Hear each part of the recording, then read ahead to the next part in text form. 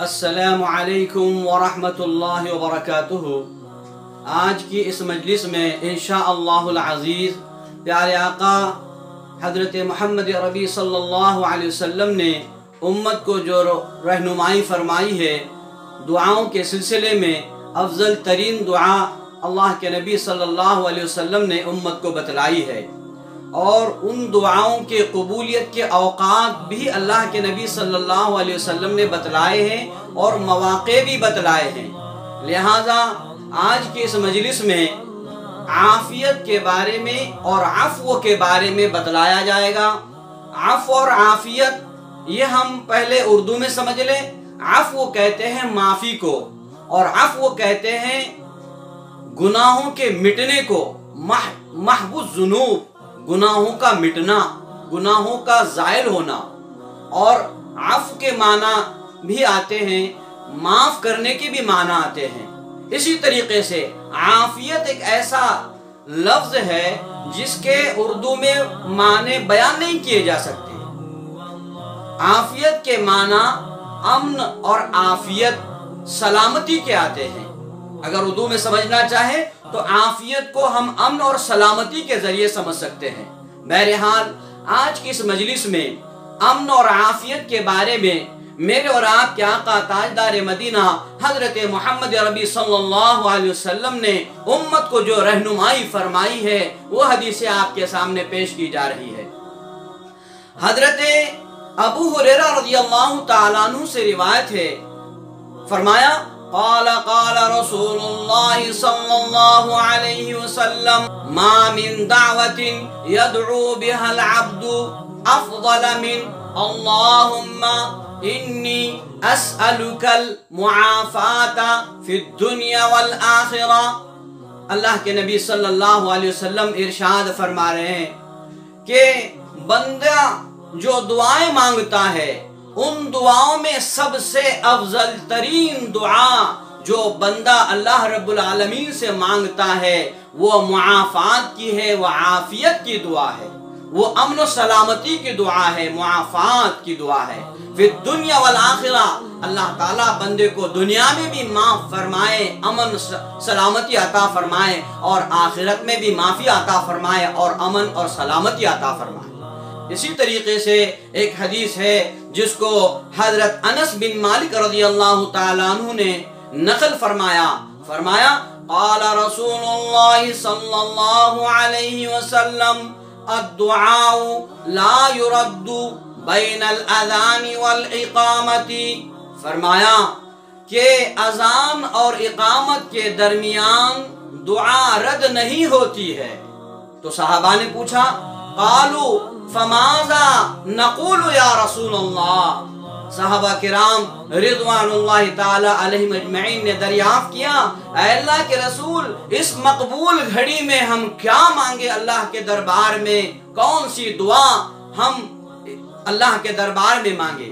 اللہ کے نبی صلی اللہ علیہ وسلم نے امت کی رہنمائی فرمایا صلی اللہ العافیت فی الدنیا والآخرہ، تم اللہ تعالیٰ سے عافیت کی دعا مانگو کہ اللہ تعالیٰ تمہیں دنیا اور آخرت میں عافیت عطا فرمائے۔ ایک روایت ہے جس کو حضرت انس بن مالک رضی اللہ تعالیٰ عنہ نے روایت کیا۔ آپ ارشاد فرماتے ہیں کہ حضور اکرم صلی اللہ علیہ وسلم کے دربار میں ایک شخص حاضر ہوا اور اس نے عرض کیا یا رسول اللہ ای الدعاء افضل، حضور دعاؤں میں سب سے افضل ترین دعا کون سی ہے؟ اللہ کے نبی صلی اللہ علیہ وسلم نے ارشاد فرمایا سل ربک العفو والعافیت۔ وہ شخص دوسرے دن حاضر ہوا اور اللہ کے نبی صلی اللہ علیہ وسلم سے درخواست کی کہ اے اللہ کے نبی صلی اللہ علیہ وسلم آپ مجھ کو افضل ترین دعا بتلائیے۔ دوسرے دن بھی اللہ کے نبی صلی اللہ علیہ وسلم نے ارشاد فرمایا سل ربک العفو والعافیت۔ جب یہی شخص تیسرے دن بھی حاضر خدمت ہوتا ہے اور عرض کرتا ہے یا رسول اللہ صلی اللہ علیہ وسلم ای الدعاء افضل، حضور افضل ترین دعا کون سی ہے؟ میرے اور آپ کے آقا تاجدار مدینہ حضرت محمد عربی صلی اللہ علیہ وسلم ارشاد فرماتے ہیں، فرمایا سل ربک العفو والعافیت، تم اپنے رب سے عفو اور عافیت مانگو، تم اپنے رب سے گناہوں کی معافی چاہو، گناہوں کا مٹنا چاہو، گناہوں کا معاف ہونا چاہو، والعافیت، اور اپنے رب سے امن اور سلامتی چاہو۔ اللہ کے نبی صلی اللہ علیہ وسلم اس کے بعد ارشاد فرماتے ہیں فَإِنْ أُعْتِيتَهُمَا فِي الدُّنْيَا وَالْآخِرَةِ فَقَدْ أَفْلَحْتَ۔ اللہ کے نبی ارشاد فرماتے ہیں اے بندے خدا، اگر تجھ کو دنیا اور آخرت میں عفو اور عافیت مل گئی، دنیا اور آخرت میں، تو فرمایا فقد افلحت، تو دنیا میں بھی کامیاب ہو جائے گا اور تو آخرت میں بھی کامیاب ہو جائے گا۔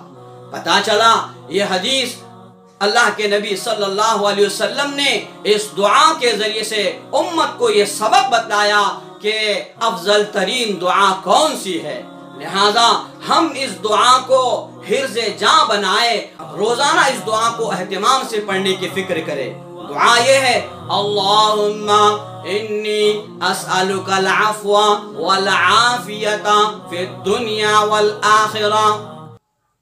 اسی طریقے سے ایک حدیث میں پیارے نبی صلی اللہ علیہ وسلم کا ذکر آتا ہے، حضرت ابو بکر صدیق رضی اللہ تعالیٰ عنہ منبر پر تشریف فرما ہوئے، اور حضرت ابو بکر صدیق رضی اللہ تعالیٰ عنہ منبر پر تشریف فرما ہونے کے بعد آپ دیدہ ہو گئے، آپ کے آنکھوں سے آنسو بہنے لگے۔ حضرت ابو بکر صدیق رضی اللہ تعالیٰ عنہ نے فرمایا کہ عام الاولی، پہلے سال، ہجرت کے پہلے سال پیارے نبی صلی اللہ علیہ وسلم منبر پر تشریف فرما ہوئے، اور تشریف فرمانے کے بعد اللہ کے نبی صلی اللہ علیہ وسلم کی آنکھوں سے بھی آنسو جاری ہو گئے، اور حضرت ابوبکر صدیق فرماتے ہیں کہ میں نے پیارے آقا صلی اللہ علیہ وسلم کو یہ کہتے ہوئے سنا، اللہ کے نبی فرما رہے ہیں، اپنی امت کو تلقین فرما رہے ہیں۔ اللہ کے نبی صلی اللہ علیہ وسلم نے ارشاد فرمایا سَلُ اللَّهَ الْعَفْوَ وَالْعَافِيَةَ، اللہ تعالیٰ سے عفو اور عافیت مانگو۔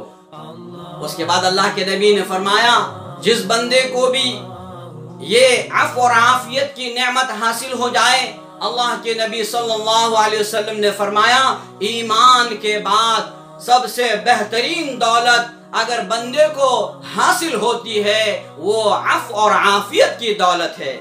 عافیت کے سلسلے میں پیارے آقا صلی اللہ علیہ وسلم سے ایک روایت نقل کی جاتی ہے جس کو عبد الرحمن بن ابی بکرہ رضی اللہ تعالیٰ عنہ نقل فرماتے ہیں، فرمایا کہ میں نے اپنے والد محترم سے پوچھا اور ان سے کہا کہ ابا جان، میں آپ کو دیکھتا ہوں کہ ہر صبح آپ ایک دعا اہتمام سے پڑھتے ہیں، دعا یہ ہے اللہم عافینی فی بدنی وعافینی فی سمعی وعافینی فی بصری لا الہ الا انت۔ حضرت عبد الرحمن بن ابی بکرہ رضی اللہ تعالیٰ عنہ کہتے ہیں کہ میں آپ کو دیکھتا ہوں کہ صبح کے موقع پر اس دعا کو آپ 3 مرتبہ پڑھتے ہیں اور شام کے موقع پر اس دعا کو 3 مرتبہ پڑھتے ہیں۔ تو عبد الرحمن بن ابی بکرہ رضی اللہ تعالیٰ عنہ کے والد محترم نے فرمایا کہ میں نے حضور اکرم صلی اللہ علیہ وسلم کو ان کلمات کے ذریعے دعا کرتے ہوئے میں نے سنا، فَأَنَا أُحِبُّ، فرمایا میں بھی چاہتا ہوں ان استن بسنتہ، کہ میں بھی پیارے نبی صلی اللہ علیہ وسلم کی سنتوں کی پیروی کروں۔ لہذا اس دعا کا بھی ہم اہتمام کریں۔ دعا یہ ہے اللہم عافینی فی بدنی، اللہم عافینی فی سمعی، اللہم عافینی فی بصری، لا الہ الا انت۔ یہ دعا کے کلمات ہے، اس کا مطلب سن لیجئے۔ اللہم عافینی فی بدنی، اے اللہ میں آپ سے عافیت چاہتا ہوں، فی بدنی میرے جسم کو عافیت والا بنا۔ اے اللہ میں آپ سے اپنی سماعت میں عافیت چاہتا ہوں، میرے کانوں کو صحیح سلامت رکھ، عافیت کے ساتھ رکھ۔ وفی بصری، اے اللہ میری نگاہوں کو اور میری آنکھوں کو امن اور عافیت عطا فرما۔ فرمایا لا الہ الا انت، اللہ کے علاوہ کوئی معبود نہیں، لا الہ الا انت، لا الہ کوئی معبود نہیں، الا انت، اے اللہ بے شک آپ ہی ہمارے پالنہار ہے، بے شک آپ ہی ہمارے رب ہے۔ اللہ تعالیٰ مجھ کو اور آپ کو اور تمام امت محمدیہ صلی اللہ علیہ وسلم کو ان دعاؤں کا اہتمام کرنے کی توفیق عطا فرمائے۔ پہلی دعا جو ذکر کی گئی تھی، اللہم انی اسألک المعافات فی الدنیا والآخرہ۔ دوسری دعا جو ذکر کی گئی ہے، اللہم انی اسألک العفو والعافیت فی الدنیا والآخرہ۔ اللہ تعالیٰ مجھ کو اور آپ کو اور تمام امت محمدیہ صلی اللہ علیہ وسلم کو ان دعاؤں کے خزانوں سے مستفید ہونے کی توفیق عطا فرمائے۔ وما علینا الا البلاغ۔